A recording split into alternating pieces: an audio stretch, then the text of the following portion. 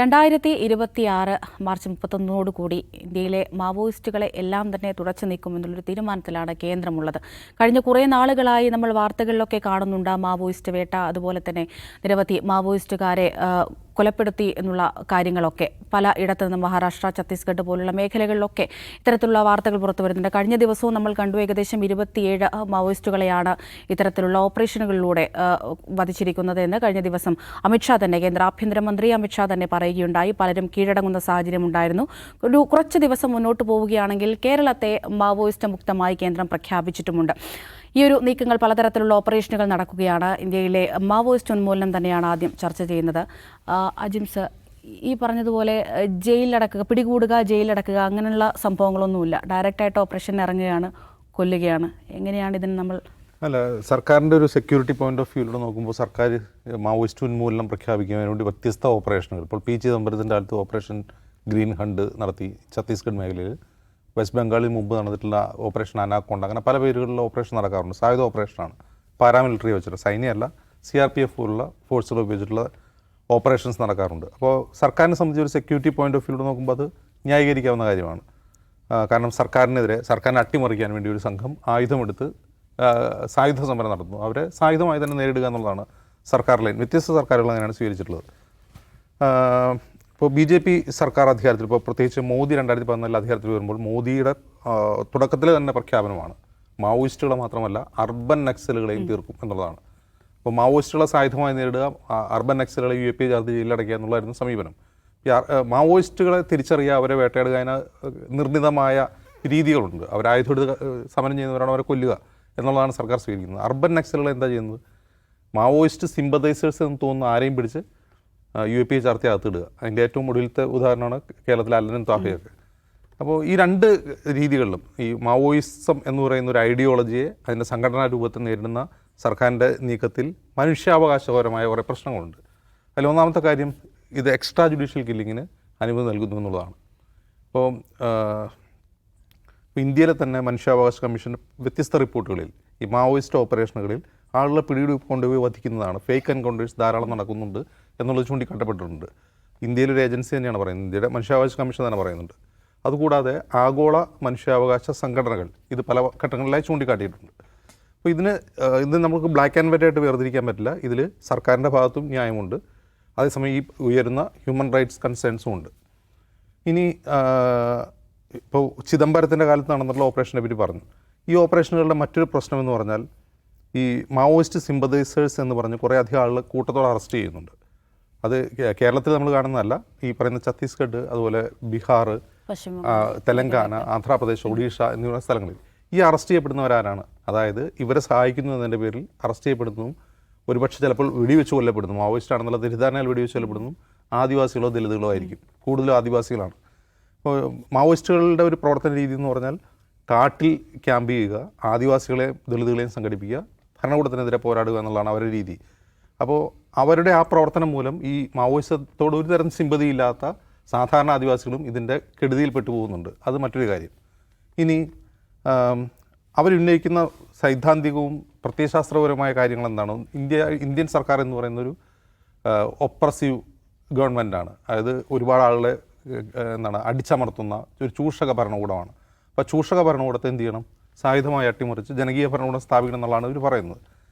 അപ്പോൾ മാവോയിസ്റ്റുകൾ ഇപ്പോൾ ഇന്ത്യയിലെ മാവോയിസത്തിന് ഒരുപാട് ചരിത്രപരമായ കാരണങ്ങളുണ്ട്. ഇപ്പോൾ ഉദാഹരണത്തിന് 67 നക്സൽ ബാരി സമരം, അവിടെ നിന്നാണ് ഇത് തുടങ്ങുന്നത്. അത് പിന്നീട് ഈ പറയുന്ന സംസ്ഥാനങ്ങളിലേക്ക് വ്യാപിക്കുകയായിരുന്നു. അങ്ങനെ ഏതാണ്ട് 2000 ആണ്ടാകുമ്പോഴേക്കും ഒരു റെഡ് കോറിഡോർ എന്ന് പറയാവുന്ന ഏതാണ്ട് 22 സംസ്ഥാനങ്ങളിലെ നിരവധി ജില്ലകൾ ഉൾക്കൊള്ളുന്ന ഒരു വലിയ ചുവന്ന ഇടനാഴി രൂപപ്പെടുന്നു. അവിടെ തന്നെ 140, പിന്നീട് കുറഞ്ഞു വരുന്നുണ്ട്. അപ്പോൾ അതിങ്ങനെ അവർ തന്നെ സ്വയംഭരണം നടത്തുക, അവർ തന്നെ റവന്യൂ പിരിക്കുക. അവരുടെ ഓപ്പറേഷനിലും ചില മനുഷ്യാവകാശ പ്രശ്നങ്ങളുണ്ട്. ഇപ്പോൾ ഉദാഹരണത്തിന് മാവോയിസ്റ്റുകൾ സിവിലിയൻസിനെ കൊല്ലുന്നുണ്ട്. എന്താണ് അത്? ഭരണകൂടത്തെ സഹായിച്ചു എന്ന് പറഞ്ഞു, ഭരണകൂടത്തിന് ഇൻഫോമറായി എന്ന് പറഞ്ഞോട്ടോ, അല്ലെങ്കിൽ ഒറ്റുകാരാണെന്ന് പറഞ്ഞിട്ടോ അവർ കൊല്ലുന്നുണ്ട്. അപ്പോൾ ഇതൊരു കോംപ്ലക്സ് ഇഷ്യൂ ആണ്. ഈ ഇഷ്യൂ ഉണ്ടാവാനുള്ള കാരണം എന്താണ്? നമ്മുടെ നാട്ടിൽ ചൂഷണം നിലനിൽക്കുന്നു എന്നുള്ളതാണ്. ചൂഷണവും പട്ടിണിയും അണ്ടർ ഡെവലപ്മെൻറ്റും നിലനിൽക്കുന്നു. ഈ അവികസിതാവസ്ഥയിൽ ജീവിക്കുന്ന മനുഷ്യർ ഉള്ളെടുത്ത് അവർ എന്ത് ചെയ്യുന്നു? ഇവരോട് സിമ്പതി കാണിക്കുന്നു. അങ്ങനെയാണ് അവർക്ക് ജനകീയ പിന്തുണ ഉണ്ടാകുന്നത്. അപ്പോൾ അതിനെ കൗണ്ടർ ചെയ്യാനുള്ള ഏറ്റവും നല്ല മാർഗ്ഗം എന്താണ്? ഈ പ്രദേശങ്ങളിൽ വികസനം കൊണ്ടുവരിക എന്നുള്ളതാണ്. അവർക്ക് എഡ്യൂക്കേഷൻ ഉണ്ടാവുക, അവർക്ക് തൊഴിലുണ്ടാവുക, അവർക്ക് ഭൂമി കൊടുക്കുക. അതൊരു വളരെ പ്രധാനപ്പെട്ട കാര്യമാണ്. അത് ഏതൊക്കെ സംസ്ഥാനങ്ങളിലാണോ കൃത്യമായി ഭൂപരിഷ്കരണം നടക്കാത്ത അവിടെയാണ് ഏറ്റവും കൂടുതൽ മാവോയിസത്തിന് വേരോട്ടമുള്ളത്. ഭൂപരിഷ്കരണം കൃത്യമായി നടക്കാത്ത. അതേസമയം ആദിവാസി ഭൂമികൾ വികസനത്തിൻ്റെ പേരിൽ കോർപ്പറേറ്റുകൾക്ക് പിടിച്ചെടുക്കാൻ അനുമതി കൊടുക്കുക. അപ്പോൾ ഛത്തീസ്ഗഡിലെ ഏറ്റവും പ്രധാനപ്പെട്ട പ്രശ്നം എന്താണ്? അവിടുത്തെ ഖനികൾ എന്ന പേരിൽ ഇപ്പോൾ വേദാന്ത പോലുള്ള വലിയ ഗ്ലോബൽ കമ്പനികൾ വന്നിട്ട് ആദിവാസികളുടെ ഭൂമിയിൽ വന്ന് ഖനി ഉണ്ടാക്കുകയാണ്, കുഴിച്ചെടുക്കുകയാണ്, അവരെ അവിടെ നാട്ടി പുറത്താക്കുകയാണ്. ഇങ്ങനെ ഇത്തരം പ്രശ്നങ്ങളാണ്, ഈ ഡെവലപ്മെൻറ്റൽ ഇഷ്യൂസാണ് യഥാർത്ഥത്തിൽ മാവോയിസത്തിന് ജനകീയ പിന്തുണ നൽകാനുള്ള കാരണം. അപ്പോൾ അതിനെ കൗണ്ടർ ചെയ്യാനുള്ള ഏറ്റവും നല്ല വഴി അവർക്ക് നല്ല വിദ്യാഭ്യാസം കൊടുക്കുക, അവർക്ക് തൊഴിൽ കൊടുക്കുക, അവർക്ക് ഭൂമി കൊടുക്കുക, അവർക്ക് അന്തസ്സായി ജീവിക്കാനുള്ള അവസരമുണ്ടാക്കുക എന്നുള്ളതാണ് ശരിക്കും ഒരു ജനാധിപത്യ സർക്കാർ ചെയ്യേണ്ടത്. അതല്ലാതെ ആയുധം ഉപയോഗിച്ച് ഇവരെ പൂർണ്ണമായും തുറച്ച് മനുഷ്യരെ കൊല്ലാൻ പറ്റും. ഇപ്പോൾ 2026 മാർച്ച് 31 ഇന്ത്യ മാവോയിസ്റ്റ് മുക്തമാക്കുമെന്നാണ് കേന്ദ്ര ആഭ്യന്തരമന്ത്രി അമിത്ഷാ പ്രഖ്യാപിച്ചിട്ടുള്ളത്. മുക്തമാക്കാൻ പറ്റും. ചിലപ്പോൾ എല്ലാവരെയും കൊന്നുകളയാൻ പറ്റും. 10,000-25,000 ആൾക്കാരെ മൊത്തം ഇന്ത്യ മുഴുവൻ തപ്പിയെടുത്തു കഴിഞ്ഞാൽ ഈ സായുധ വിപ്ലവം നടന്ന ആളുകളുണ്ടാവും. അവരെ മൊത്തം കൊന്നുകളയാൻ പറ്റും. പക്ഷേ എന്ന് കരുതി ഈ ഒരു ആശയം ഇല്ലാതായി പോവില്ല. ആശയം ഇല്ലാതാക്കണമെങ്കിൽ എന്ത് വേണം? ആശയം ഇല്ലാതാക്കണമെങ്കിൽ ഈ ആശയത്തോട് ജനങ്ങൾക്ക് സിമ്പതി തോന്നാത്ത വിധം ജനങ്ങളുടെ ജീവിതത്തെ മാറ്റാൻ ജനാധിപത്യ സർക്കാർ തയ്യാറാവണം. അങ്ങനെ ഇത് ഒഴിവാക്കാൻ കഴിയും. ഇപ്പോൾ കേരളത്തിൽ തന്നെ എടുക്കുകയാണ്. ഇപ്പോൾ ഇന്നിപ്പോൾ ഈ ഒരു വലിയ കൊലപ്പം നടന്നല്ലോ, വലിയ 22 പേരെ മറ്റാണ് കൊന്നത്. അതിൽ അവരുടെ CPI മാവോയിസ്റ്റ് എന്ന് പറയുന്ന സംഘടനയുടെ ജനറൽ സെക്രട്ടറി ഉണ്ട്. അപ്പോൾ അതിനോട് ഇന്ത്യയിലെ communist party of India Marxist CPM polit bureau ഒരു സ്റ്റേറ്റ്മെൻറ്റ് പുറപ്പെടുവിച്ചിട്ടുണ്ട്. അതായത് കഴിഞ്ഞ ഏപ്രിൽ 8-ാം തീയതി മുതൽ നിരന്തരം മാവോയിസ്റ്റ് ലീഡേഴ്സ് ഒരു സമാധാന ചർച്ചയ്ക്ക് വേണ്ടിയുള്ള ആവശ്യം സർക്കാരിനോട് നിരന്തരം ഉന്നയിക്കുന്നുണ്ട്. അതിൻ്റെ പ്രധാനപ്പെട്ട കാരണം അവരുടെ പ്രധാനപ്പെട്ട നേതാക്കളൊക്കെ മരിച്ചിട്ടുണ്ട്, പലരും ജയിലിലാണ്. ഇപ്പോൾ ഏപ്രിൽ 8-ാം തീയതി പുറത്തിറങ്ങിയ സ്റ്റേറ്റ്മെൻറ്റ് രൂപേഷിൻ്റെ പേരിലാണ് അറിയുക. രൂപേഷ് മലയാളിയാണ്, നമുക്കറിയാം. അപ്പോൾ അത്തരം സമാധാന ചർച്ചകൾക്കുള്ള ആവശ്യം പോലും സർക്കാർ അവഗണിച്ചുകൊണ്ട് ഒരുതരം എന്താണ് പറയുക മാസ് എൻകൗണ്ടർ നടത്തിക്കൊണ്ടിരിക്കുകയാണ് സർക്കാർ എന്നാണ് CPIM ആരോപിക്കുന്നത്. CPM പോളിറ്റ് ബ്യൂറോയാണ്. CPM പോളിറ്റ് ബ്യൂറോ അംഗമാണ് കേരളത്തിലെ മുഖ്യമന്ത്രി പിണറായി വിജയൻ. അദ്ദേഹം ആ പോളിറ്റ് ബ്യൂറോ സ്റ്റേറ്റ്മെൻറ്റിൽ ഒപ്പിട്ടിട്ടുണ്ടോ, അത് അദ്ദേഹം വായിച്ചിട്ടുണ്ടോ എന്നുള്ളത് തന്നെ അത്ഭുതപ്പെടുത്തുന്നുണ്ട്. കാരണം അദ്ദേഹത്തിൻ്റെ ഭരണകാലത്താണ് 2 പ്രധാനപ്പെട്ട മാവോയിസ്റ്റ് ഏറ്റുമുട്ടൽ കൊലകൾ കേരളത്തിൽ നടന്നത്. ആ 2 ഏറ്റുമുട്ടൽ കൊലകളോടും CPMൻ്റെ സഖ്യകക്ഷിയായ CPI ശക്തമായ എതിരഭിപ്രായം ഉയർത്തിയിരുന്നു. അട്ടപ്പാടിയിൽ നടന്ന ഏറ്റുമുട്ടലിലും അതുപോലെ കുപ്പു ദേവരാജനെ ഉൾപ്പെടെ കൊന്ന കരുളായി വനത്തിലെ ഏറ്റുമുട്ടൽ കൊലയിലും CPI എന്ന് പറയുന്ന സംഘടന അതിശക്തമായ വിമർശനം ഉന്നയിച്ചുകൊണ്ട് വ്യാജ ഏറ്റുമുട്ടലാണ് എന്ന് പ്രഖ്യാപിച്ചിരുന്നു. കേരളത്തിലെവിടെയും അങ്ങനെ മാവോയിസ്റ്റുകളായിട്ട് ഈ കഴിഞ്ഞ 8-9 വർഷമായിട്ട് അങ്ങനെ ഒരു ചർച്ചയോ സമാധാന ചർച്ചയോ നടന്നിട്ടില്ല. പക്ഷേ ഏറ്റുമുട്ടൽ വധിക്കലാണ്, ജലീലിനെ കൊന്നത് ഉൾപ്പെടെയുള്ള സംഭവങ്ങൾ നമ്മൾ കണ്ടതാണ്. അപ്പോൾ അത് CPMൻ്റെ പോളിറ്റ് ബ്യൂറോയുടെ നിലപാടാണ്. പക്ഷേ അതേ പോളിറ്റ് ബ്യൂറോ അംഗം ഭരിക്കുന്ന കേരളത്തിലാണ് മാവോയിസ്റ്റുകളെ വെടിവെച്ച് വന്നതുകൊണ്ട് ഒരു വിരോധാഭാസമായി എനിക്ക് തോന്നുന്നുണ്ട്. വ്യക്തിപരമായി എനിക്ക് ഈ പറയുന്ന മാവോയിസ്റ്റ് ഐഡിയോളജിയോട് ഒരു തരത്തിലുള്ള സിമ്പതിയുമില്ല. അതിൻ്റെ പ്രധാനപ്പെട്ട കാരണം അവരുടെ ലക്ഷ്യം, അതായത് ചൂഷണം അവസാനിപ്പിക്കുക എന്ന ലക്ഷ്യം, അതൊരു ഗ്രേറ്റർ ലക്ഷ്യമാണ്. ആ ലക്ഷ്യത്തോടെ എല്ലാ ജനാധിപത്യവാദികൾക്കും അനുഭവം ഉണ്ടാകും. പക്ഷേ അവർ തിരഞ്ഞെടുക്കുന്ന മാർഗ്ഗം ഒട്ടും ശരിയായ മാർഗ്ഗമല്ല. കാരണം സായുധ സമരത്തിൻ്റെ ഒരു കുഴപ്പം, അണ്ടർഗ്രൗണ്ടിൽ നിന്ന് പ്രവർത്തിക്കുന്ന ഏത് സംഘടനകളുടെയും സായുധ സമരം നടത്തുന്ന കുഴപ്പം എന്താണെന്ന് വെച്ചാൽ, ഒന്ന് അവർക്കിടയിൽ ജനാധിപത്യം ഉണ്ടാവില്ല. അവർക്കിടയിൽ തീരുമാനം എടുക്കുന്നതും അവർക്കിടയിൽ സംസാരിക്കുന്നതും ഒക്കെ ആയുധങ്ങൾ തന്നെയായിരിക്കും. അവിടെ വിമതസ്വരങ്ങളെ നിശബ്ദരാക്കപ്പെടും. ഇനി മറ്റൊന്ന്, ഇനി അവർ വിജയിച്ചു എന്ന് കരുതുക, അപ്പോൾ ഇന്ത്യയിലെ ഗവൺമെൻറ്റിനെ അവരെ അട്ടിമറിച്ച് അവരെ അധികാരത്തിൽ വരുന്ന കരുതുക. ഞാൻ കരുതുന്നില്ല ഇപ്പോഴുള്ള ഭരണകൂടത്തേക്കാൾ മെച്ചപ്പെട്ടൊരു ഭരണമായിരിക്കും ഒരു മാവോയിസ്റ്റ് ഭരണത്തിൽ നിന്ന്. കാരണം ഒരു മാവോയിസ്റ്റ് ഭരണകൂടം നമ്മൾ തൊട്ടടുത്ത അയൽപക്കത്തുണ്ട് ചൈനയിലെ രാഷ്ട്രീയ അന്തരീക്ഷം, ചൈനയിലെ ഹ്യൂമൻ റൈറ്റ്സ്, ചൈനയിലെ ജനാധിപത്യ അവകാശങ്ങൾ ഇന്ത്യയിലേക്കാൾ മെച്ചമാണെന്ന് ഞാൻ വിശ്വസിക്കുന്നില്ല. അതുകൊണ്ട് അതൊരു നല്ല ഓപ്ഷനായി എനിക്ക് വ്യക്തിപരമായിട്ട് തോന്നിയിട്ടില്ല. അതുകൊണ്ട് മാവോയിസ്റ്റ് ഓപ്പറേഷനോടോ എനിക്ക് യാതൊരു സിമ്പതിയുമില്ല. പക്ഷേ അവർ ഉന്നയിക്കുന്ന പ്രശ്നം ഇന്ത്യയിൽ അടിയന്തരമായി പരിഹരിക്കേണ്ട പ്രശ്നമാണ്. അതെങ്ങനെ പരിഹരിക്കണം, ആ പ്രശ്നത്തിൻ്റെ യഥാർത്ഥ റൂട്ട് എവിടെയാണ് തുടങ്ങിയ കാര്യങ്ങളിൽ പലർക്കും പല അഭിപ്രായ വ്യത്യാസങ്ങളുണ്ടാവും. പക്ഷേ ആ പ്രശ്നം ഈ മാവോയിസ്റ്റുകൾ, എത്ര മാവോയിസ്റ്റുകൾ ഇന്ത്യയിലുണ്ടോ അവരെ മുഴുവൻ കൊന്നൊടുക്കിയാലും ഇന്ത്യയിൽ നിലനിൽക്കുന്നുണ്ട് എന്നുള്ളത് യാഥാർത്ഥ്യമാണ്.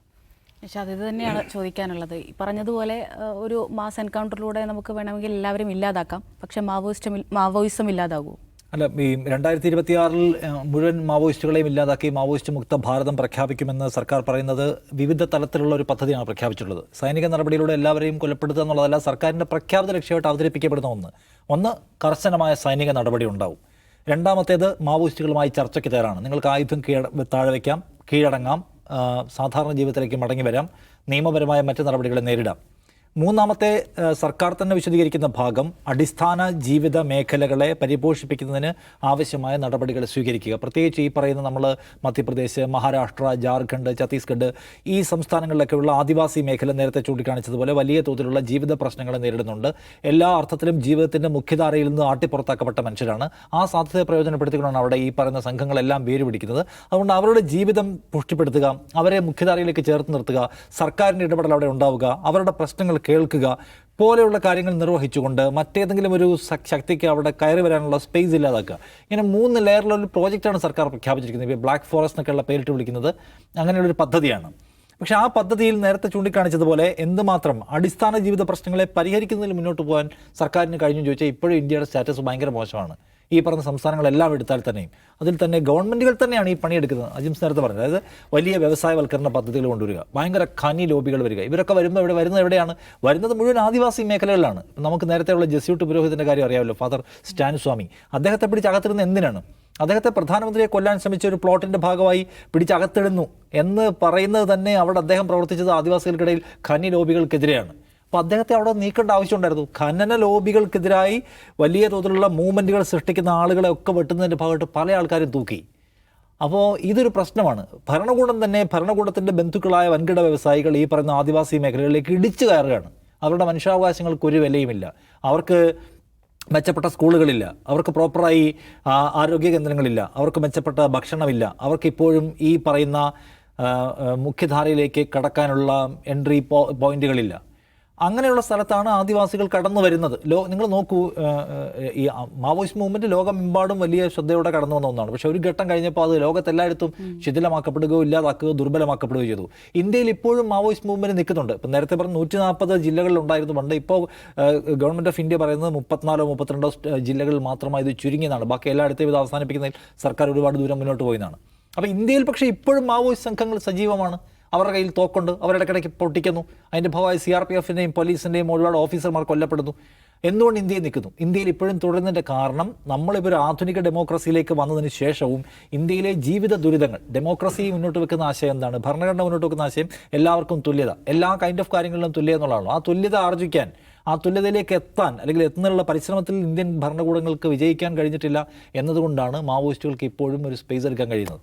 അപ്പോൾ നേരത്തെ പറഞ്ഞ മാവോയിസ്റ്റുകളുടെ ഈ പറയുന്ന പ്രവർത്തന പരിപാടി ഒരു ആധുനിക ഡെമോക്രസിയുടെ കാലത്ത്, നമ്മളൊരു ആധുനിക ഡെമോക്രസിയാണ് എന്ന് വെച്ചാൽ ഏത് തരം പ്രതിഷേധത്തിനും ഒരു ജനാധിപത്യ രൂപം ഉണ്ടാവണമെന്ന് വിചാരിക്കുന്ന ഒരു ഡെമോക്രസിക്കകത്താണ് നമ്മൾ ജീവിക്കുന്നത്. അപ്പോൾ ആ കാലത്ത് മാവോയിസം എന്ന് പറയുന്ന ആശയത്തിന് വലിയ പ്രസക്തിയുള്ള ഒന്നല്ല. നിങ്ങൾക്ക് ഏത് സർക്കാരിനോടും ക്വസ്റ്റ്യൻസ് ചോദിക്കാനും ആ സർക്കാരിനെ തെരഞ്ഞെടുപ്പിലൂടെ ചോദ്യം ചെയ്യാനും വീഴ്ത്താനും ആ സർക്കാരിനെതിരെ വലിയ സമരങ്ങൾ ആസൂത്രണം ചെയ്യാനും നിങ്ങൾ കഴിയുന്ന ഒരു ജനാധിപത്യ പരിസ്ഥിതിയുള്ള ഈ നാട്ടിൽ ഒരു സായുധ വിപ്ലവത്തിൻ്റെ ആവശ്യം നിലവിലില്ല എന്ന് മാത്രമല്ല, അത് അപ്രസക്തവും അപകടകരവും അബദ്ധം നിറഞ്ഞതുമായിട്ടുള്ള ഒരു കാര്യമായിട്ടാണ് ലോകം ഇപ്പോൾ കാണുന്നത്. സോ അതുകൊണ്ട് പ്രോത്സാഹിപ്പിക്കപ്പെടാൻ കഴിയുന്ന കാര്യമില്ല. ഒരു കാര്യം അതിനകത്തുണ്ട്, മാവോയിസത്തിൻ്റെ അടിസ്ഥാന ആശയം എന്താണ്? ഇപ്പോൾ കേരളത്തിലൊക്കെ മരിച്ചുപോയ മനുഷ്യരെ എടുക്കണം, അവരെല്ലാവരും ഇപ്പോൾ നാട്ടിലെല്ലാം ബോംബ് പൊട്ടിക്കാൻ നടന്നവരൊന്നുമല്ല.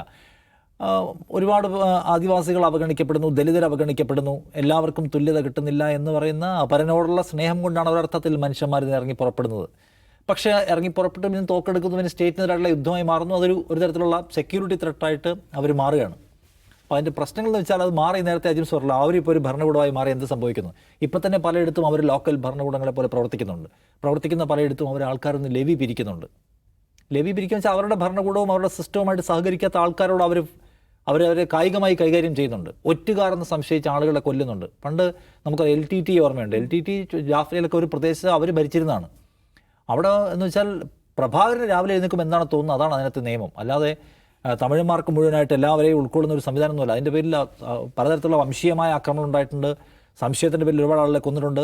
നിർബന്ധിതമായി പിടിച്ചുകൊണ്ടുപോയ ആൾക്കാരെ ചാവേറുകളാക്കിയിട്ടുണ്ട്. ഇതേ സംഗതി ഇവിടെയും കാണാൻ പറ്റും. എന്ന് മാത്രമല്ല, വൻ ഖനി ലോബികളിലൊക്കെ എതിരായിട്ടാണല്ലോ ഇവരുടെ സമരം.